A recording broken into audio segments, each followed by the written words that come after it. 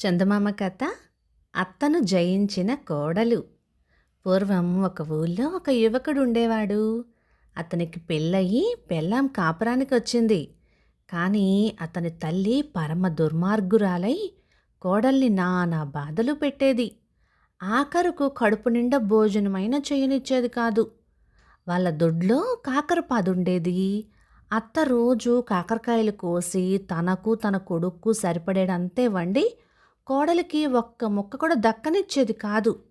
అసలే కోడలికి కాకరకాయలంటే ఇష్టం. తినేటందుకు లేకపోవటం చేత ఈ ఇష్టం రెట్టింపయ్యింది. కానీ ఏం చేస్తుంది? మొగుడితో మొత్తుకుంటే ఏమీ లాభం లేదు. ఎందుకంటే వాడు వట్టి చవట. తల్లికి ఎదురు చెప్పలేడు. ఇలా ఉండగా ఒకనాడు అత్త ఊళ్ళోనే కాపురం చేస్తున్న కూతురు ఇంటికి బయలుదేరి వెళ్ళింది.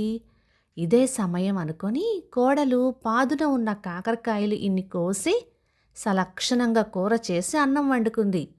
అక్కడ కూతుర్ని చూడబోయిన అత్తను వియ్యాలవారు భోజనం కూడా పెట్టకుండానే ఇంటికి పంపించేశారు. చేసేది లేక అత్త మళ్ళీ ఇంటికి వచ్చి తలుపు తట్టి కోడల్ని కేకవేసి పిలిచింది. కోడలు పాపం విస్తట్లో అన్నము కూర పెట్టుకుని తినబోతూ ఉండగా అత్త కేక వినిపించింది. కోడలు తన ప్రారబ్ధాన్ని అత్తను తిట్టుకొని విస్తరి ఎత్తి ఖాళీ బిందెలో పెట్టి బిందె చంకన పెట్టుకుని వెళ్ళి అత్తకు తలుపు తీసి అట్నుంచటే నీళ్ల బావికి వెళ్ళింది. స్వర్గానికి పోయిన వడేకులు తప్పవన్నట్లుగా మిట్ట మధ్యాహ్నం వేలైనా నీళ్ల బావి దగ్గర ఇంకా చాలామంది అమ్మలక్కలున్నారు. వాళ్ళు చూస్తూ ఉండగా బిందెలో ఉన్న అన్నము కూర తిన్నట్టయితే డప్పేసుకొని వాళ్ళు ఊరంతా చాటే మాట నిజం, తన అత్తగారికి తెలిసే మాట నిజం. అందుకని కోడలు ఆ సమీపంలో ఉన్న అమ్మవారి గుడికి వెళ్ళింది. గర్భగుడిలో తలుపు బిగించుకొని కూర్చొని బిందెలో నుంచి విస్తరి తీసి కూర అన్నం పెద్ద పెద్ద ముద్దలుగా చేసి దిగమింగింది. ఇది చూసి విస్తుపోయిన అమ్మవారు ముక్కు మీద వేలేసుకొని అట్లాగే ఉండిపోయింది. ఈ సంగతి గమనించకుండానే కోడలు అన్నమంతా తినేసింది.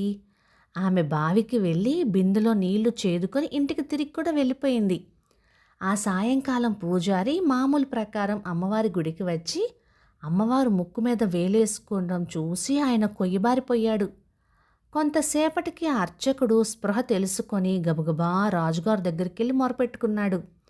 మహారాజా, ఘోరం, దేశానికి పెద్ద కీడు కలిగింది అన్నాడు పూజారి గాబరా పడుతూ. ఏం జరిగింది అన్నాడు రాజు. అమ్మవారు ముక్కు మీద వేలేసుకుంది అన్నాడు పూజారి. ఈ వింత చూడటానికి రాజుగారు సకుటుంబంగా బయలుదేరి వచ్చాడు. ఈ లోపల ఊళ్ళో వారంతా గుడి దగ్గర చేరారు. అమ్మవారి ముక్కు మీద వేలు చూసి అందరూ ముక్కు మీద వేలేసుకున్నారు. ఇది నిజంగా దేశానికి చెరుపే. అమ్మవారి ముక్కు మీద నుంచి వేలు దించిన వారికి 1116 ఇప్పిస్తాను అన్నాడు రాజు. ఎందరో ప్రయత్నించారు కానీ ఏమీ లాభం లేకపోయింది. కోడలు రాజుగారి దగ్గరికి వెళ్ళి అమ్మవారి ముక్కు మీద వేలు తాను దింపిస్తానని చెప్పింది. రాజు సరేనన్నాడు. కోడలు ఒత్తి బిందె తీసుకొని అమ్మవారి ఆలయానికి వెళ్ళింది. గర్భగుడి తలుపులు మూసి బిందె పైకెత్తి అమ్మవారి దగ్గరికి వెళ్ళి, మొగుడు చాటు పెళ్ళాలుంటారు, అత్తచాటు కోడళ్ళుంటారు.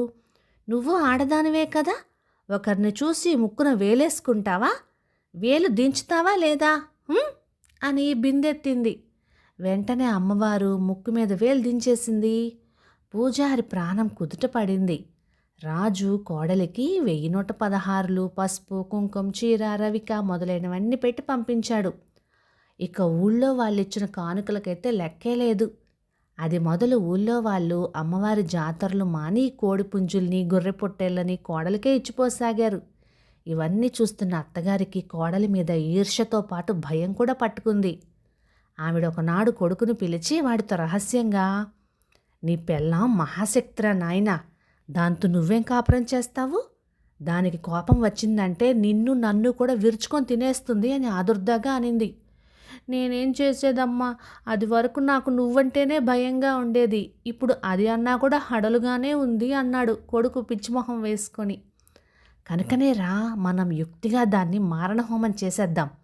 ఆ తర్వాత నీకు బుద్ధిమంతురాల్ని చూసి మళ్ళీ పెళ్లి చేస్తాలే అంది తల్లి. నీ ఇష్టం, నువ్వేం చేయమంటే అదే చేస్తాను అన్నాడు కొడుకు. ఒకనాడు రాత్రి కోడలు నిద్రపోతూ ఉండగా తల్లి కొడుకులు చేరి దాని చేతులు కాళ్ళు కట్టేశారు. అరవకుండా దాని గొంతులో గుడ్డలు కూడా పెట్టారు. తర్వాత దాన్ని ఒక చాపలో చుట్టి శ్మశానానికని మోసుకొని పోయారు. కొడుకు శ్మశానంలో దొరికిన పుల్లలు మండలు పోగు చేసి తెచ్చి కాష్టం పేర్చాడు. కానీ నిప్పు లేదు. సమయానికి శ్మశానంలో శవం కూడా ఏది కాలటం లేదు. నువ్వింటికి పోయి నిప్పు పట్టుకొనిరా అని అనింది తల్లి. నేనొక్కనే వెళ్ళలేను, చీకటంటే నాకు భయం అని అన్నాడు కొడుకు. అయితే నేను వెళ్ళి తీసుకొస్తాను, నువ్వు ఇక్కడే ఉండు అని అనింది తల్లి. నేనొక్కని ఉండలేను, భయం అన్నాడు కొడుకు. చేసేది లేక ఇద్దరు ఇంటికి బయలుదేరారు. ఆ సమయంలో కోడలు మెల్లిగా చేతి కట్లు విడిపించుకుంది. చాపలో నుంచి బయటకొచ్చింది. కాళ్ళకట్లు ఉడదీసుకుంది. ఒక ఈత బొందుని తెచ్చి చాపలో చుట్టి మళ్ళీ చుట్టను చితి మీద పెట్టేసి తానొక చెట్టు మీదకెక్కి కూర్చుంది. కొంచెం సేపటికి తల్లి కొడుకులు తిరిగొచ్చి చిత అంటించి వెళ్ళిపోయారు. మరి కాసేపటికి ఇద్దరు దొంగలు ఎక్కడో నగలు బట్టలు డబ్బు దొంగతనం చేసి వచ్చి కోడలు ఎక్కి ఉన్న చెట్టు కింద ఆగి చితి వెలుగులో సొమ్ము పంచుకోసాగారు. ఈ సమయానికి చెట్టు మీద ఉన్న కోడలు నిద్రమత్తున తూలి ఆ దొంగలపైన దభీమని పడింది. అమ్మో, బ్రహ్మరాక్షసి రోయ్ అని ఆ దొంగలిద్దరూ సేర వేగంతో చెరొక దారిన పారిపోయారు. వాళ్ళు వదిలిపెట్టిన నగలన్నీ కోడలు మెడలో వేసుకుంది. ఉన్న చీరల్లో మంచి తీసి కట్టుకుంది. తాను కట్టుకున్న చీర విప్పేసి చిత్తులో వేసేసింది. మిగిలిన బట్టలు సొమ్ములు తీసుకొని తెల్లవారి లోపుగా ఇంటికి పోయి తలుపు తట్టింది. తలుపు తెరిచిన అత్తగారు కోడల్ని చూసి దెయ్యమనుకొని కెవ్వున కేక పెట్టి పడిపోయింది. కోడలు అత్తకు ఉపచారాలు చేసి ఏదో విధంగా స్పృహ తెప్పించింది. భయపడకండి అత్తయ్యా, నేనేం దెయ్యాన్ని కాను. మీరు తగలబెట్టినాక యమదూతలు వచ్చి నన్ను పట్టుకెళ్లారు. యముడు నన్ను చూసి దూతలను కోప్పడ్డాడు. అత్తను తీసుకొని రమ్మంటే కోడల్ని ఎందుకు తెచ్చారు అని అడిగాడు.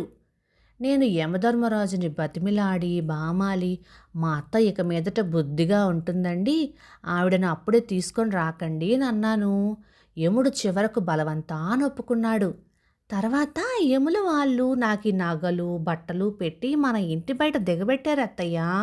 ఇది జరిగిన సంగతి ననింది. ఆనాటి నుంచి కోడల్ని ఏమన్నా అంటే యమదూతలు వచ్చి తనను పట్టుకొని పోతారేమోనని అత్తకి భయం పట్టుకుంది. అందుచేత ఆమె కోడల్ని చాలా మంచిగా చూడసాగింది. కథ సమాప్తం. ఇక ఈ కథ 1955 ఆగస్టు నెల చందమామలో వచ్చింది. రచయిత పి నారాయణరావు గారు. ఇక ఈ కథ మీకు ఎలా అనిపించిందో కామెంట్ చేయండి. ఇలాంటి మంచి తెలుగు కథల కోసం మన ఛానల్ని సబ్స్క్రైబ్ చేయండి. Thank you.